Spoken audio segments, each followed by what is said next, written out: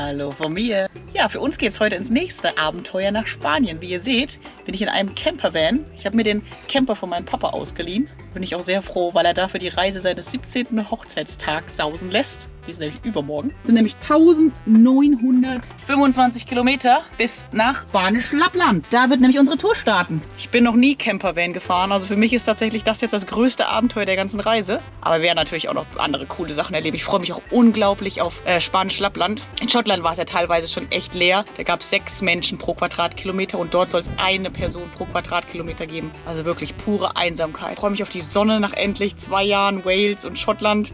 Und los geht's, Zuri!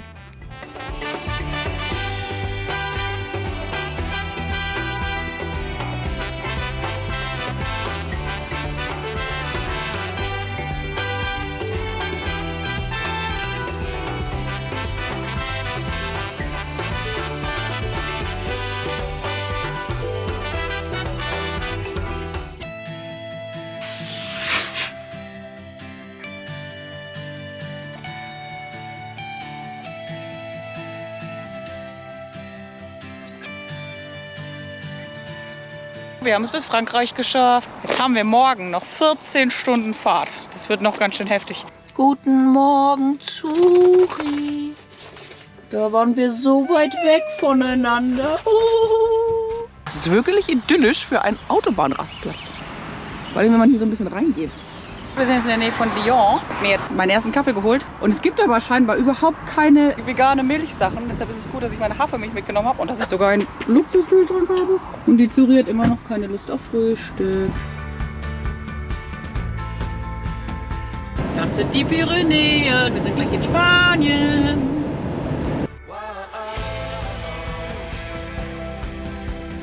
Es ist Zeit für eine kleine Pause und Abendessen. Ich dachte, es ist jetzt mal Zeit, euch zu sagen, was wir überhaupt vorhaben, warum es überhaupt nach Spanien geht. Und zwar, Zuri und ich sind eingeladen worden, bei der Burley Experience teilzunehmen. Und das wird mega. Ich freue mich da so sehr drauf. Wir haben den Burley Hundeanhänger bekommen. Ja, das geht eine Woche durch Spanisch-Lappland, also die spanischen Berge, die unbesiedelt sind. Und dort treffen wir so, ich weiß es gar nicht, 4, 5 andere Leute, mit denen wir das zusammen machen. Und wir sind die erste Woche halt komplett unterwegs. Daraus wird auch eine Dokumentation entstehen. Falls die schon raus ist, wenn ich das Video hochlade, werde ich die unten verlinken.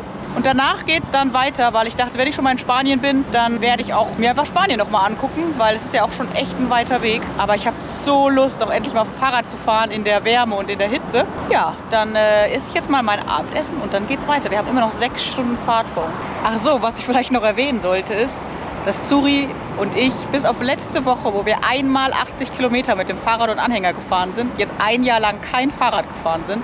Also ich bin wirklich gespannt, wie das läuft in den spanischen Bergen, weil wir theoretisch ein bisschen untrainiert sind. Aber wir sind auch, glaube ich, die einzigen mit E-Bike und ich glaube, das wird uns etwas helfen. Also wir sind jetzt schon mitten in den spanischen Bergen und hier blitzt es die ganze Zeit. Sieht man das? Ich bin mal gespannt, ob das Wetter so bleibt. Ich hoffe, dass es morgen wieder ein schöner Tag wird.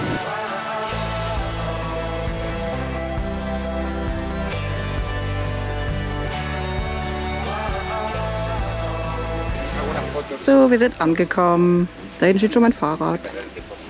So, ihr habt auch schon Freunde gemacht. Ne? Das ist ihr Lieblingsplatz. Im Schatten. Ja, heute ist noch so ein ruhiger Tag. Ich habe jetzt gerade Veronika kennengelernt. Die ist aus Italien. Und Mike, Miguel, und der ist aus Spanien. Und dann noch Peter und Mascha, die beiden mit einem Burley-Anhänger sind. Die anderen beiden sind mit den Hunden noch unterwegs. Genau, wir starten morgen früh. Und es ist heute ein bisschen ruhigerer Tag. Wir werden gleich erklärt kriegen, wie die Route ist und wo es lang geht. Und genau, werden alles packen und sortieren. Es ist auch schön, jetzt nochmal nach so einer langen Fahrt noch ein bisschen Ruhe zu haben.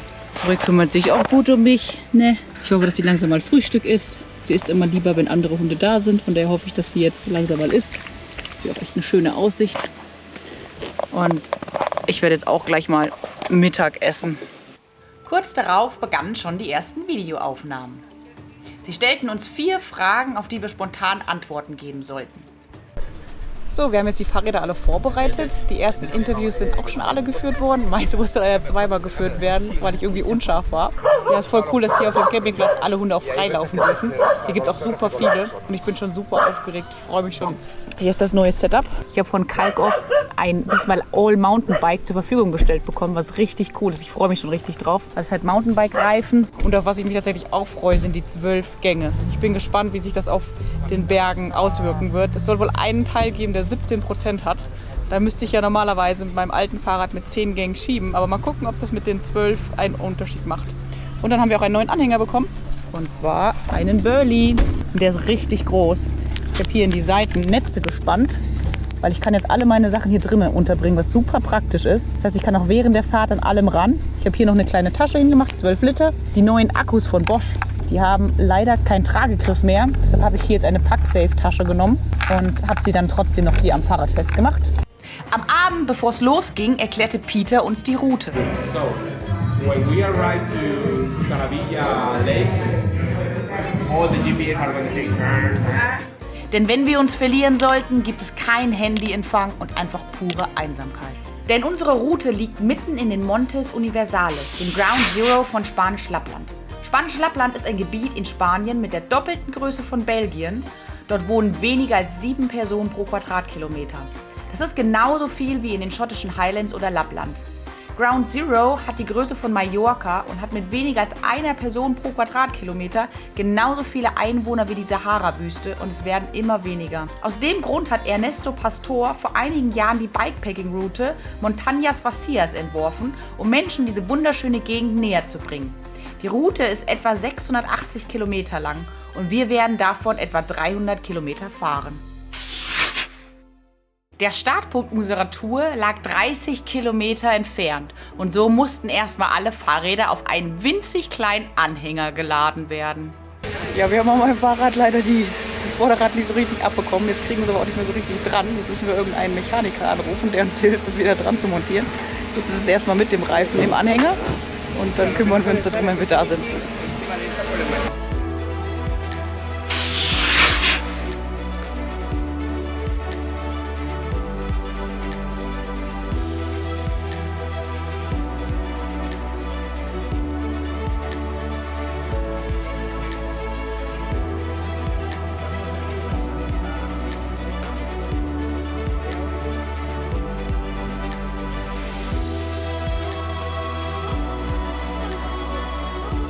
So, wir sind da. Irgendwo im Nirgendwo. Jetzt geht es darum, alle Fahrräder zusammenzubauen und dann geht's los. Auch alle Kameras müssen natürlich richtig positioniert werden. Da es Feiertag war und der Mechaniker frei hatte, fuhr ich erstmal mit 2 übrig gebliebenen Teilen in meiner Tasche von meiner Vorderradsteckachse los. Zuerst hieß es Vorräte kaufen, denn mit knapp unter 500 Einwohnern gehörte dieser Ort zu einem der größeren diese Woche. Lolas, der Kameramann, machte auch direkt die ersten Aufnahmen, bevor er uns mit dem Auto nicht mehr folgen konnte. Peter hatte die gesamte Strecke bereits mit dem Fahrrad abgefahren und so wusste er ganz genau, wo wir Wasser auffüllen müssen. Überall auf der Strecke gibt es diese Trinkbrunnen, wo man klares, kaltes Wasser auffüllen kann.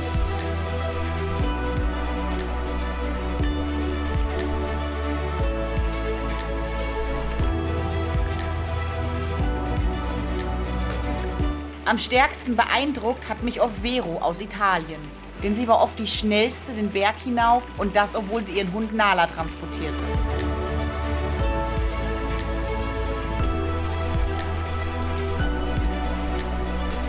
Ja, wir sind jetzt schon so ungefähr 7 Kilometer den Berg hoch.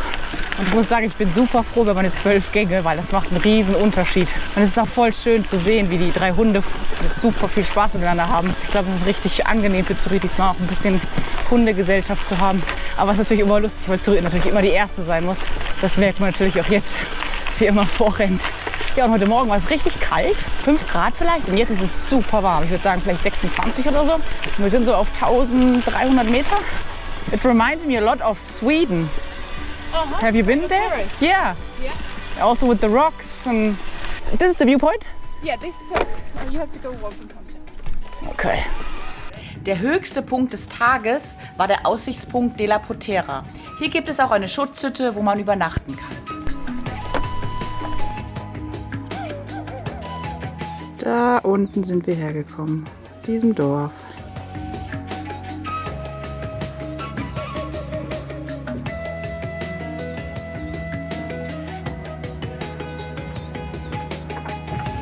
Wir haben leider schon einen Hund verloren. Luca hat sich aus dem Staub gemacht. Gucken, ob wir ihn wiederfinden. Also ich hoffe, dass wir ihn wiederfinden. Wie lange es dauert. Das ist Nala. Luca! He's hunting something, eh? Ja. He's following something, eh? Yeah, because I was living a piece of land in heart, and this kind of barking, he's looking for us, he's looking for It's following. something else. Es dauerte Gott sei Dank nicht lange, bis Sergi Luca wiedergefunden hatte und wir weiterfahren konnten.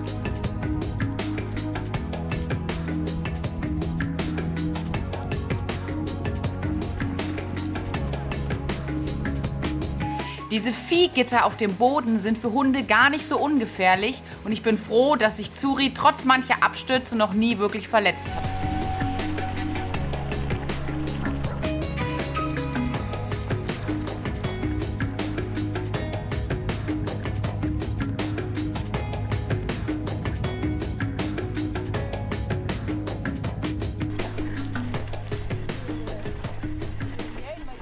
Wir machten Pause an einem schattigen Plätzchen und es dauerte eine ganze Weile, bis Miguel und Sergi mit Luca auftauchten, denn Luca war noch nicht an den Anhänger gewöhnt.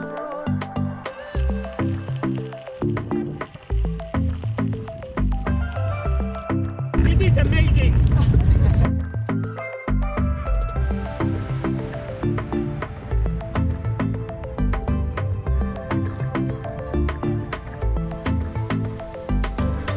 Wir sind jetzt erst 15 Kilometer gefahren oder noch weniger, 13 oder so. Das ist gar nicht so einfach mit Luca, dem Hund, weil der ist es überhaupt nicht gewohnt, Fahrrad zu fahren. Der war erst verschwunden, den haben wir im Wald wiedergefunden und dann ist er aus dem Anhänger rausgesprungen. Jetzt musste er komplett im Anhänger angekettet werden. Und jetzt läuft er neben dem Anhänger, aber bellt die ganze Zeit und das ist ja nicht so einfach. Wir haben jetzt da ungefähr 30 Kilometer vor uns, vielleicht auch 40.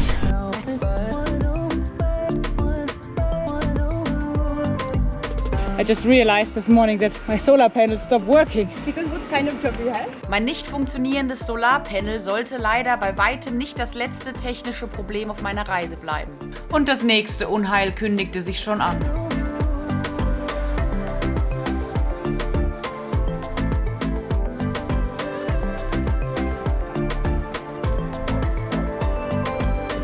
Ja, irgendwie ist das Kabel von den Gängen da abgegangen, von Miguels Fahrrad. Und jetzt müssen wir mal gucken, was gemacht wird.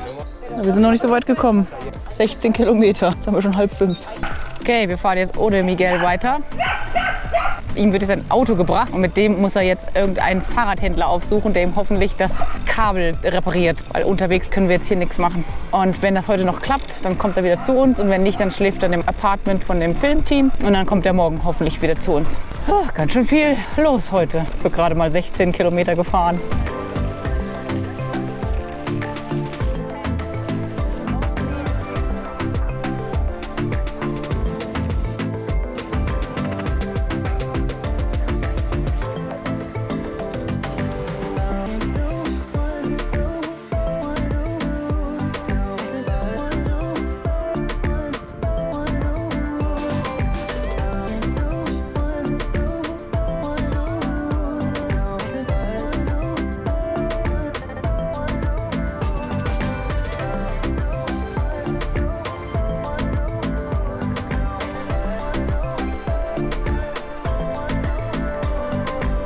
Spanien ist es ziemlich cool. Hier gibt es nämlich überall freie Trinkbrunnen. Ich hatte schon ein bisschen Stress, dass ich nicht genug Wasserflaschen dabei habe. Ich habe nur 2 mit, aber man hat noch nicht mal eine leer. Dann findet man schon wieder den nächsten Trinkbrunnen. Es ist auch immer eiskaltes Wasser. Das ist ein Traum.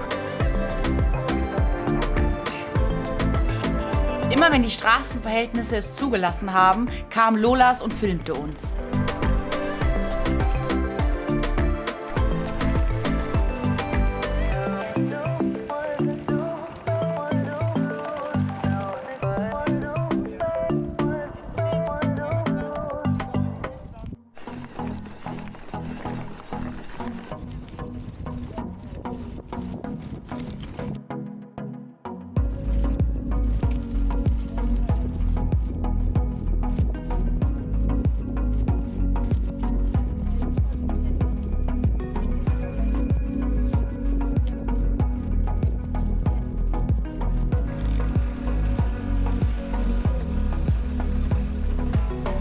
Wir erreichen den letzten Ort für heute und so füllen wir alle nochmal unsere Wasservorräte auf.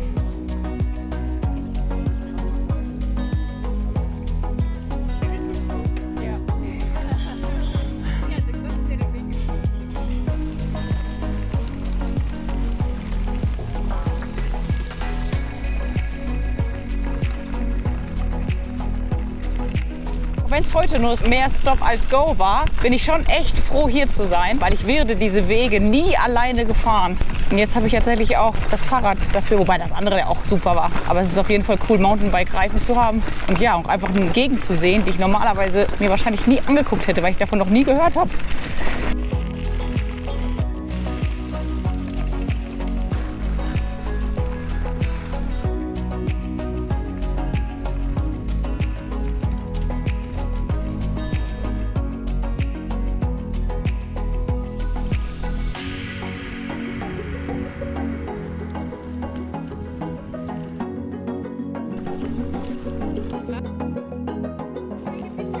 Am Ende des Tages erreichen wir die Quelle des El Tajo, der längste Fluss der Iberischen Halbinsel mit über 1120 Kilometern.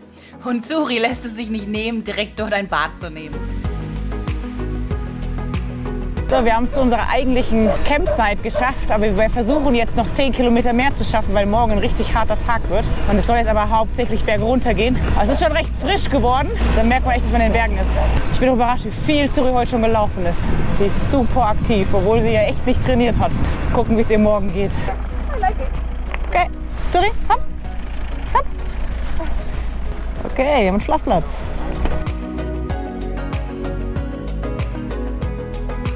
Ich wollte gerade meinen Akku wechseln und jetzt habe ich festgestellt, dass der einfach nicht hier reingepasst hat. Jetzt habe ich die ganze Zeit rumprobiert und jetzt habe ich festgestellt, ich weiß gar nicht, warum Bosch sowas macht, aber mein Ersatzakku ist einfach andersrum montiert. Wir werden jetzt versuchen, diese Platte einfach rumzudrehen, weil es sieht einfach falsch montiert aus. Einfach komplett rumgedreht. Und dann hoffen wir, dass ich einen Ersatzakku habe, sonst wird es wirklich schwierig hier auf der Reise. In Folge 2 geht es super spannend weiter. Es macht sich so langsam bemerkbar, dass wir ja nicht wussten, wo 2 Teile des Vorderreifens hinkamen. Wir verloren Luca mal wieder im Wald. Und ihr seht meine absolute Lieblingsetappe am El Tajo vorbei, wo wir uns durch so manche Single Trails durchkämpfen mussten. Wir sehen uns im nächsten Video.